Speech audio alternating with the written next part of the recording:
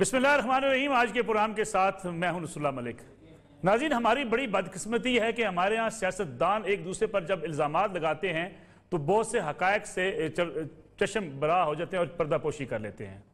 और ख़ास तौर पे एक हुकूमत जब जाती है तो दूसरी जब हुकूमत आती है, माजी की हुकूमतों पर हमेशा गिले शिकवे करती हुई नज़र आती है। खा वो मियाँ नवाज शरीफ की हुकूमत हो, खा पीपल्स पार्टी की हुकूमत हो, खा आज की पाकिस्तान तहरीक इंसाफ की हुकूमत हो, जो भी माजी में मनसूबे बने या जो भी ऐसे डेवलपमेंट के प्रोजेक्ट्स लगे, उस पर तनकीद हमेशा आपको सुनने को मिलती है। इसलिए आपने देखा होगा जब IPPs लगी इस मुल्क के अंदर बेनज़ीर भुट्टो के ज़माने में, तब ये कहा गया कि ये IPPs नहीं लगनी चाहिए थी और मियाँ नवाज शरीफ ने उस पर बड़ी कड़ी तनकीद भी की थी। लेकिन बाद में फिर ये पता चला अगर उस वक्त के मुताबिक ये फैसले ना होते तो शायद मुल्क में बिजली का इतना बड़ा बहरान आ जाता कि उससे फिर निपटा ही नहीं जा सकता था। इसी तरीके से बाद ऐसे फैसले जो मियाँ नवाज शरीफ के दौर में किए गए, उस पर भी आज तनकीद की जाती है। इसमें कोई शक नहीं कि बाज़ फैसले गलत भी हो सकते हैं और दुरुस्त भी हो सकते हैं, और बाज़ फैसले उन हालात के मुताबिक होते हैं जो उस वक्त उस हुकूमत को दरपेश होते हैं। लेकिन आने वाली हुकूमत उसे हमेशा एक तनकीद की निगाह से देखती है और उस पर क्रिटिसाइज हमेशा से किया जाता रहा है। आपको याद होगा जब लैपटॉप बांटे गए, शहबाज शरीफ साहब ने लैपटॉप बांटे थे, उस वक्त बड़ी तनकीद की जाती थी PTI की तरफ से। लेकिन बाद में जब उनकी हुकूमत आई, तहकीकात भी की गई, फिर दोबारा से लैपटॉप बांटने शुरू कर दिए गए। ये जो लाहौर में बस है जिसे जंगला बस का नाम दिया पाकिस्तान तहरीक इंसाफ के चेयरमैन इमरान खान साहब ने, फिर यही जंगला बस पेशावर में भी शुरू करनी पड़ी। इसलिए इस किस्म की तनकीद से बसा औकात हक़ाइक़ नज़र नहीं आते। कुछ ऐसा ही कुछ कल हुआ कि दो बड़े अहम शख्सियात, पाकिस्तान के साबिक वज़ीर आज़म शाहिद खाकान अब्बासी और मशीर पेट्रोलियम नदीम बाबर के माबैन एक टेलीविजन चैनल पर, दुनिया न्यूज़ पर एक मुनाजरा हुआ। इस मुनाजरे का दुरानिया यकीनी बात है इंटरव्यू उस टाइम के मुताबिक होगा, प्रोग्राम के मुताबिक बहुत सी चीज़ें सामने नहीं आ सकती। लेकिन उसके बाद से हुकूमत ये कहती है कि ये मुनाजरा जीत गई हुकूमत और शाहिद खाकान अब्बासी साहब को बड़ी शिकस्त हुई। जबकि शाहिद खाकान अब्बासी साहब और मुस्लिम लीग नवाज़ के लोग कहते हैं कि नदीम बाबर साहब के पास सवालों के कोई जवाबात ना थे और जो एतराज़ात उन्होंने उठाए उसके प्रॉपर जवाबात दिए गए, लेकिन कुछ गलत बयानी से भी काम लिया गया। हम आप इस प्रोग्राम का जायज़ा लेना चाहते हैं कि क्या इस मुनाजरे में जीता कौन, हारा कौन, और वाकई शिकस्त हुई शाहिद खाकान अब्बासी साहब को या नदीम बाबर साहब के जो इल्ज़ामात थे वो दुरुस्त नहीं थे। पहले आपको मैं सुना दूँ कुछ थोड़ी सी उसके हिस्से, जो मेन हिस्से हैं कि शाहिद खाकान अब्बासी साहब ने क्या कहा था, ज़रा ये सुनिएगा। LNG माहदे पर बड़ी तनकीद की जाती रही हमेशा से और शाहिद खाकान अब्बासी साहब इस तनकीद की जद में रहे हैं। ज़रा देखिएगा कि इस दिन नदीम बाबर साहब इस मुनाजरे में क्या कहते थे, ज़रा ये भी सुन लिए ताकि आपको इसका जायज़ा लेने में थोड़ी सी मदद मिलेगी। इस मुनाजरे के मेज़बान कामरान खान थे। कामरान खान साहब भी तनकीद की जद में आए कि उनको मुनाजरा करते हुए बाज़ लोग कहते हैं, बाज़ तजियाकार कहते हैं कि उन्होंने भी शायद जो उनके मेज़बान थे उनके साथ उनका रवैया दुरुस्त नहीं था। ज़रा ये भी सुन लीजिएगा कामरान खान साहब इस मुनाजरे में क्या कह रहे थे। इस मुनाजरे का आज जायज़ा लेंगे और मेरे साथ मौजूद होंगे मुल्क के सीनियर सहाफ़ी तजियाकार जनाब इफ्तिखार अहमद साहब, उनके साथ तशरीफ़ रखते हैं मुल्क के सीनियर सहाफ़ी तजियाकार जनाब अवैस तौहीद साहब, और उसके साथ साथ पेट्रोलियम और ख़ासतौर पर LNG के हवाले से बड़े अहम एक हमारे जर्नलिस्ट खलीक कियानी साहब भी हमारे साथ मौजूद होंगे और या मकबूल जान साहब भी हमें ज्वाइन करेंगे। एक छोटी सी कमर्शियल ब्रेक लेते हैं, फिर ये सारा जायज़ा रखेंगे अपने मेहमानों के सामने और देखेंगे कि इस मुनाजरे में जीता कौन और हारा कौन।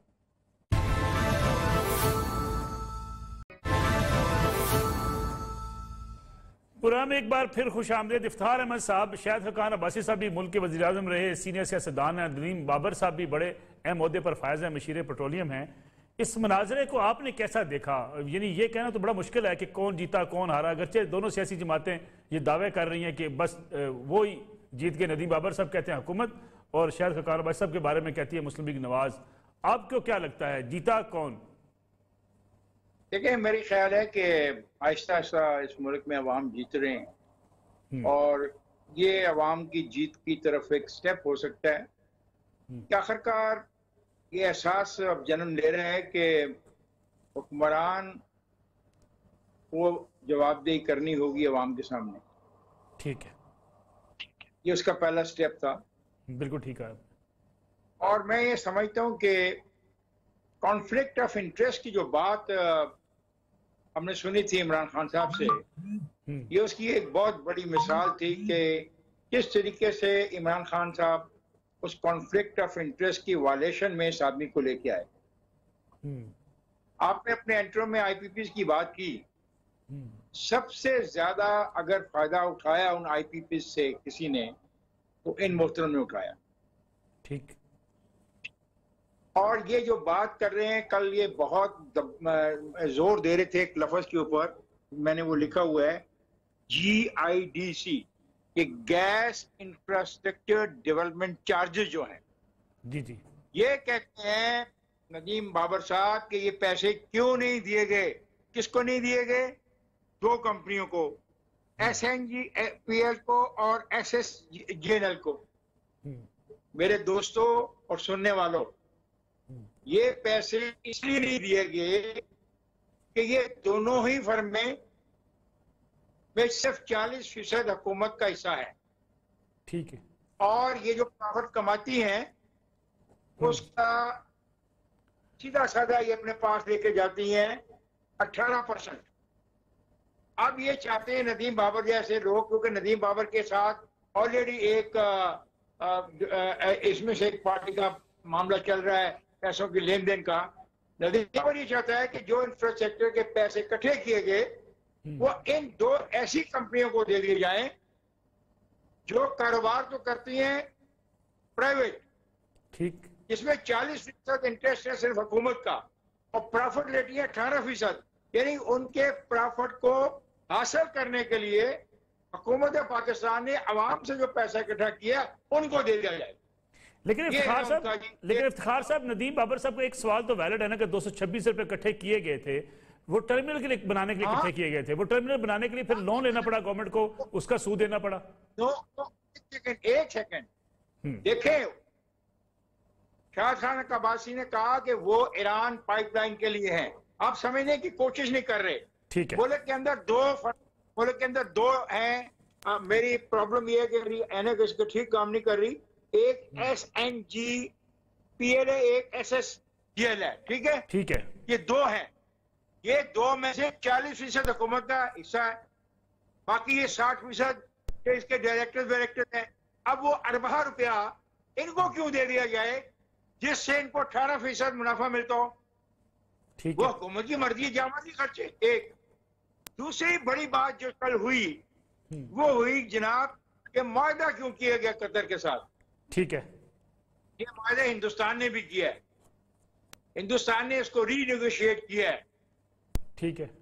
इनको भी चाहिए मौजूदा हुकूमत को कि उसे रीनेगोशिएट करे। लेकिन ये जो नदीम बाबर साहब कह रहे थे ना कि 10 साल तक रीनेगोशिएट नहीं हो सकता, उसके बाद हो सकता है 5 साल, जो आखिरी 5 साल है।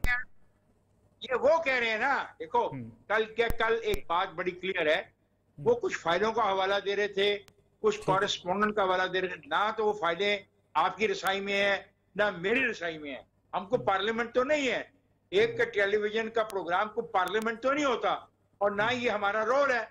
एक अच्छा काम जरूर हुआ, काश ये नहीं सुनने, काश ये सारे कागजात पार्लियामेंट के अंदर पेश करे नदीम बाबर, और पार्लियामेंट में जवाब दे शायद खान अब्बासी, और इसको फिर वहां से लाइव टेलीकास्ट किया जाए।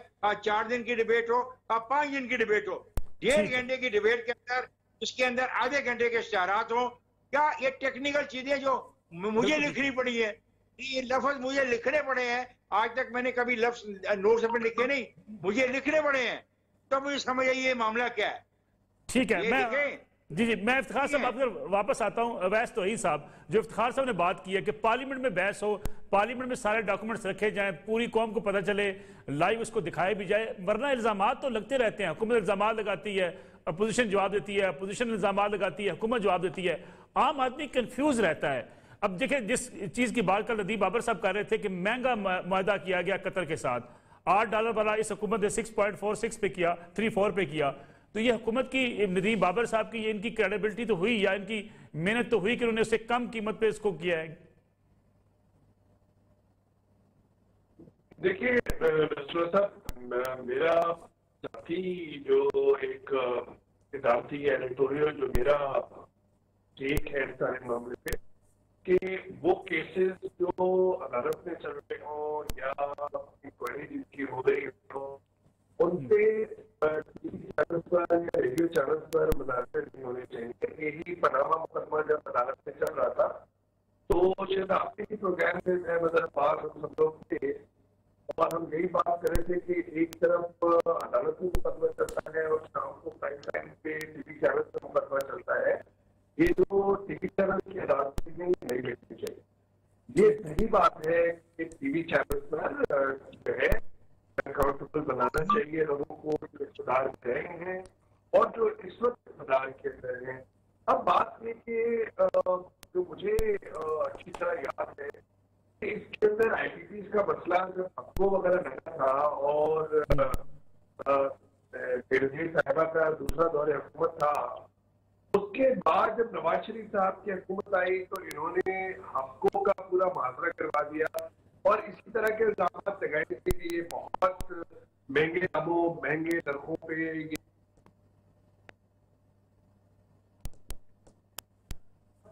आपने देखा कि एनर्जी क्राइसिस हो सकता है। उसके बाद फिर जब नवाज शरीफ साहब की हुकूमत आई तो आपको याद होगा कि पंजाब के अंदर मुजाहरे फूट पड़ रहे थे और मुल्क के दूसरे हिस्सों में गैस की कमी थी और उसमें जो मुझे लगता है कि आखिरी सालों के अंदर बहुत जल्दबाजी के अंदर मुआहदे हुए हैं। जाती तौर पर अगर हम मुझसे पूछे तो शाहिद खान अब्बासी साहब जो है हमारे मुल्क में सबसे ज्यादा टैक्स देने वाले अफराद में है। 22-23 करोड़ जो है वो साल का टैक्स देते हैं। तो मैं नहीं समझता कि जो भी लोग उन्हें जानते हैं कि वो उन्होंने कोई दानिस्ता तौर पे ऐसा कॉन्ट्रैक्ट किया होगा जिसकी बुनियाद पर अरबों रुपए का नुकसान हो गया। वो एक शेख रशीद साहब ने कंप्लेन की और उनके बड़े दावे थे कि वो इस पूरे मुकदमे के अंदर बड़े कागजात ला के देंगे कतर से, लेकिन वो अभी तक तो हमें तो वो कागजात नहीं मिले कि जो कतर से वो लेकर आने वाले थे।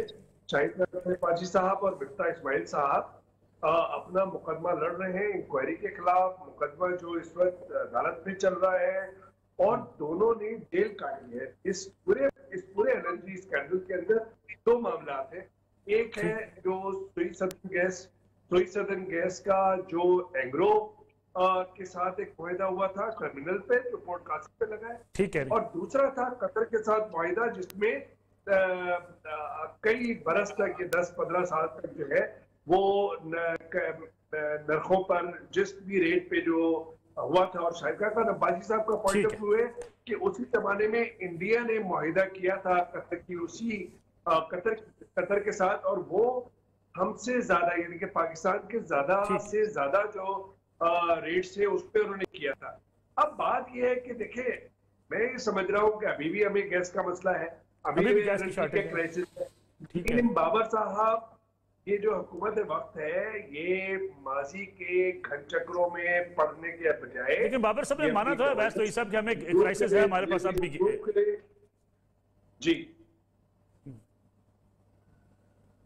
मैं वैसे आपकी तरफ वापस आता हूँ। खलीक कियानी साहब ने हमें ज्वाइन किया, सीनियर साफी हैं कॉमर्स के हवाले से और मुल्क की इकानमी पर उनकी गहरी निगाह रहती है, खासतौर पे पेट्रोलियम और इस गैस के इस सारे इशू को भी वो देखते रहे हैं। खलीक कियानी साहब जरा थोड़ा सा हमें समझाइएगा, ये दोनों जो शख्सियात के माबैन मुनाजरा हुआ, इस मुनाजरे में मेन जो चीज़ है वो तो ये है कि ये जो मुआहदा किया गया था कतर के साथ जिसपे हुकूमत कहती है ये महंगा किया गया और इतने अरसे के लिए किया गया, इससे कम मुद्दत के लिए किया जाना चाहिए था क्योंकि हुकूमत को इस बात का एहसास था कि पेट्रोलियम मसनूआत की कीमतें नीचे आ सकती हैं, इसलिए मुल्क को नुकसान पहुंचा। जबकि शाहिद खान अब्बासी साहब बज़िद है इस बात पर कि यह मुआहदा उस वक्त के मुताबिक बेहतरीन मुआहदा था और अब भी जो शार्टेज है मुल्क के अंदर LNG की वजह से, उसकी वजह से हुकूमत ने बर वक्त उसको इम्पोर्ट नहीं किया और उसकी वजह से आज हम एक क्राइसिस फेस कर रहे हैं।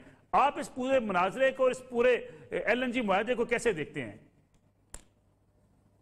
सर अब उसकी बात यह है कि मुझे कल का जो मुनाजरा था उससे मायूसी हुई और मायूसी इसलिए हुई कि ये दोनों बहुत ही जबरदस्त बंदे हैं, शाहिद खान अब्बासी साहब की और नदीम बाबर साहब भी, और दोनों इस सेक्टर के एक्सपर्ट हैं जिन्होंने माजी में हमें लीड किया इस सेक्टर में या अब लीड कर रहे हैं और हो सकता है मुस्तकबिल में भी इन्हीं में से कोई हमें लीड कर रहा होगा। ठीक है। तो वो उस चीज को डिबेट कर रहे थे जिसके जो आज से या तो 5 साल पहले हो गई या आज से 2 महीने पहले हो गई। तो जब चीज हो जाती है उसके बाद हिंड साइड जिसको अंग्रेजी में कहते हैं ना कि जब एक इवेंट हो जाए तो उसके बाद आप सोचते हैं कि मैंने ये कैसा किया था, तो उसमें तो आपको बहुत सारे ऑप्शन नजर आते हैं। आपने घर बना लिया और घर बनाने के बाद आपको पता चला कि यहाँ मैं खिड़की रख लेता तो बड़ी अच्छी बात थी, मैं इसको फलानी टाइल लगा लेता तो बड़ी अच्छी बात थी, लेकिन ये बाद की बात है। जो उस वक्त के मारूजी हालात हैं उसके अंदर अगर आप रह के देखेंगे तो फिर आपको फैसला करना पड़ेगा। और जब हम इन चीजों को पॉलिटिसाइज करते हैं, और इसमें न सिर्फ इन दोनों पार्टियों का बल्कि सारी जो पाकिस्तान के जो पॉलिटिकल लीडर्स हैं उनका ये कसूर है कि वो हर इकोनॉमिक इशू को पॉलिटिसाइज करते हैं और फिर खुद उसी में फंसते हैं और फिर उसका समर भुगते हैं। यही एग्जैक्टली सिचुएशन इस सारे सिचुएशन अपना जो LNG का केस है इसमें हुई। आपको याद होगा कि जब ये कतर से डील हुई उससे पहले को मेरा ख्याल 3-4 अटेम्प्ट हो चुकी थी मुख्तलिफ अदवार में जी LNG इंपोर्ट करने के लिए। और जो ये वाली डील हुई थी इससे मेरा ख्याल है जो इससे पहले वो मशल वाली थी शायद वो इससे भी सस्ती थी, लेकिन उसको भी हमने पॉलिटिसाइज किया। वो उस वक्त के हालात में शायद बेहतरीन डील हुई हो लेकिन वो नहीं हो पाई। तो इसलिए एक लिहाज से तो ये एक बड़ा कारनामा है मैं समझ के LNG हम लाने में कामयाब हुए।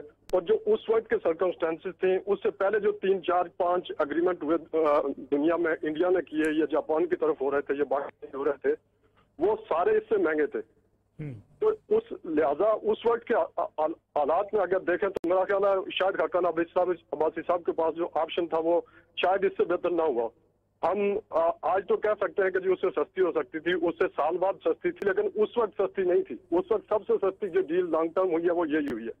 अच्छा, इसी तरह जब हम आगे चलते हैं तो हम ये देखते हैं कि जो नदीम बाबर साहब के दौर में जो परचेजेस हो रही हैं, हम अगेन इसके बारे में भी कह सकते हैं कि जी ये आज से 3 महीने पहले अगर हम बुक कर लेते तो ये वाली ना होती। लेकिन ना नदीम बाबर साहब को पता था, ना मुझे पता था, और ना शायद खाकान अब्बासी साहब को पता था कि ऑस्ट्रेलिया का वो जो फील्ड है वो बंद हो जाएगा और कोरोना की जो वैक्सीन है वो आ जाएगी और शायद अपने इकोनॉमीज में डिमांड बढ़ती जाएगी। तो ये सारी चीजें उसके बाद जनरेट होती हैं। इन दोनों शख्सियात को जो इस मुल्क को लीड कर रहे हैं इनको मेरा ख्याल है सोल्यूशंस के ऊपर बात करनी चाहिए थी कि एक तरफ हमारी अपनी लोकल गैस है जो डिप्लीट हो रही है और उसको वो काफी सस्ती है, जबकि हम डोमेस्टिक सेक्टर के लिए भी अगर हमें चाहिए इंपोर्ट करने के लिए तो वो महंगी है। आप किसी भी कीमत के ऊपर लाए वो लोकल गैस से बड़ा महंगी है।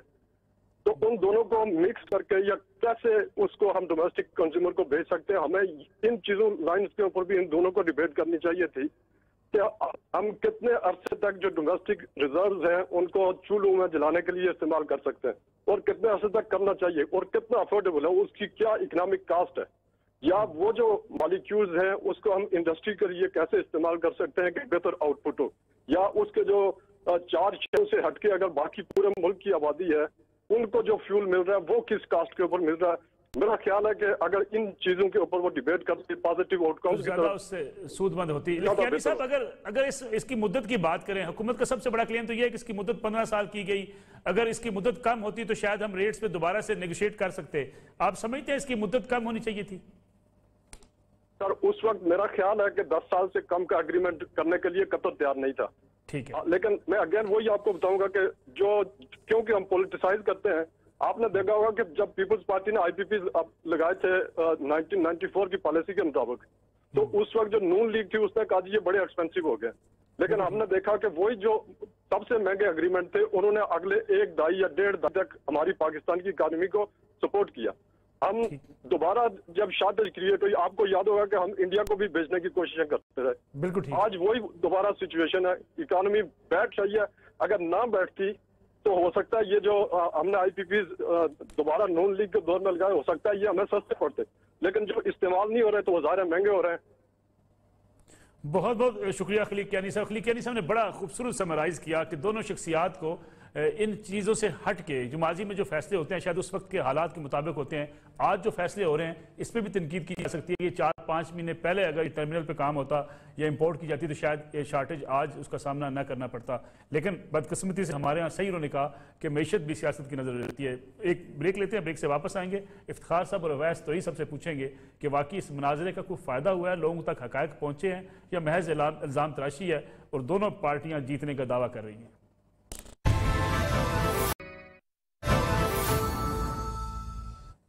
प्रोग्राम में एक बार फिर खुश आमदेद। इफ्तिखार अहमद साहब, जो खलीक कियानी साहब ने बात की, बड़ी बुनियादी बात की कि दोनों शख्सियात को आगे की बात करनी चाहिए थी। माजी की बात अब करते रहेंगे, एक दूसरे पे कीचड़ उछालते रहेंगे, तनकीद करते रहेंगे।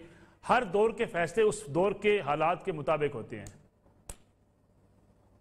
100% सही कह रहे थे कयानी साहब, और मुझे खुशी हुई है ये बात सुन के उनसे कि देखें, अगर आईपीपी उसके पीपल्स पार्टी ना करती तो एक और बुरहान था, उस बुरहान से हम आगे आज हम बेहतर सूरत में हैं। आज हमारे जो है कैपेसिटी बिजली पैदा करने की वो भी बेहतर है।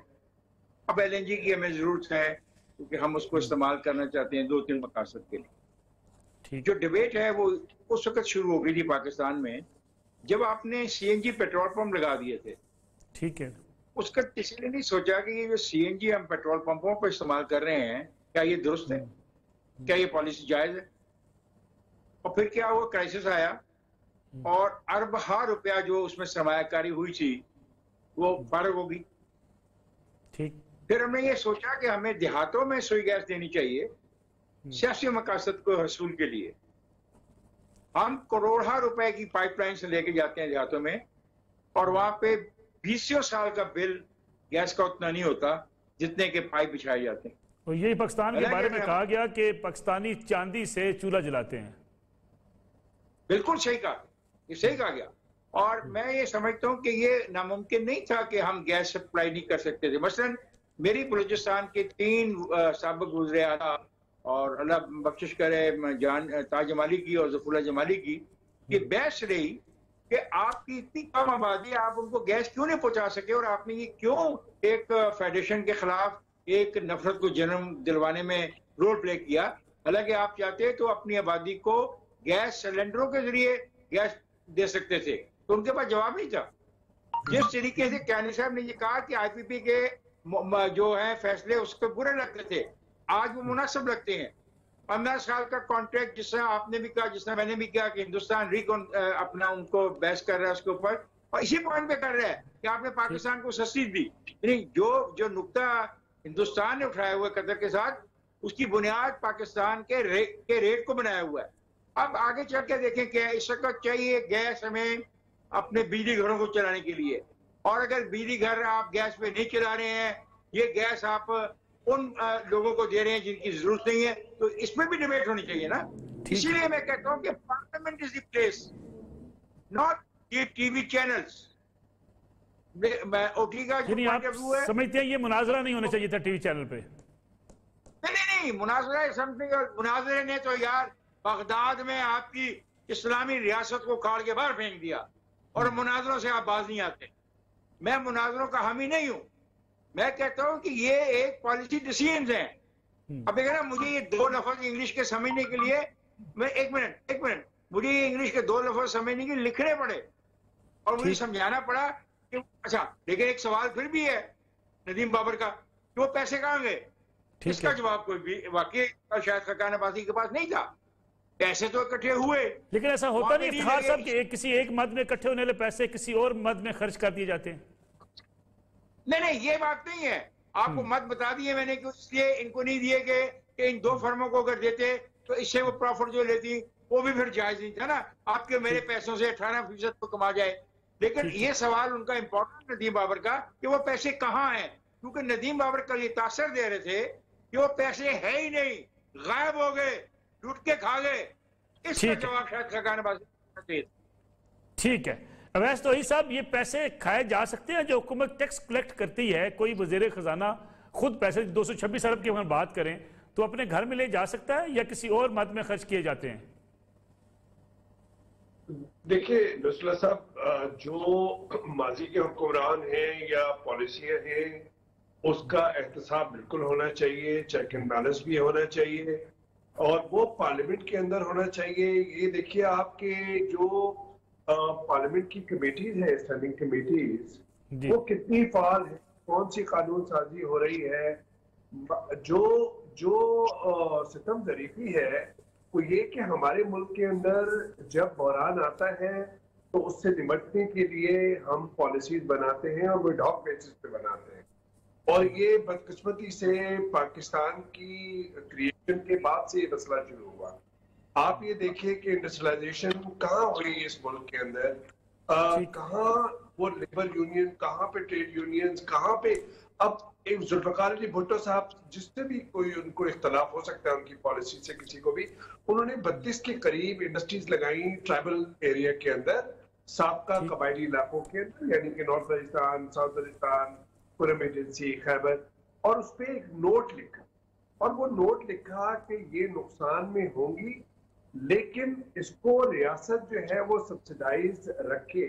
लेकिन 1997-98 तक वो सारी इंडस्ट्रीज जो है खत्म हो गई, और वहां पे एक इंडस्ट्री ने नया जन्म लिया जो हमने 80 की दिहाई में देखी थी, वो थी आर्म्स इंडस्ट्री, स्मगलिंग की इंडस्ट्री। तो कहने का मकसद ये है कि बलूचिस्तान के अंदर इस वक्त देख लीजिए कि सबसे ज्यादा अल्लाह का शुक्र है कि हमारे पास लाइव स्टॉक्स है, हमारे पास हजारा किस्म की वेजिटेबल्स हैं। आप देख लीजिए साउथ बलूचिस्तान के अंदर जो टमाटर है वो सड़क के वहीं पे पिक जाता है, लेकिन उसकी कोई स्टोरेज की वहां पे कोई फैसिलिटी नहीं है।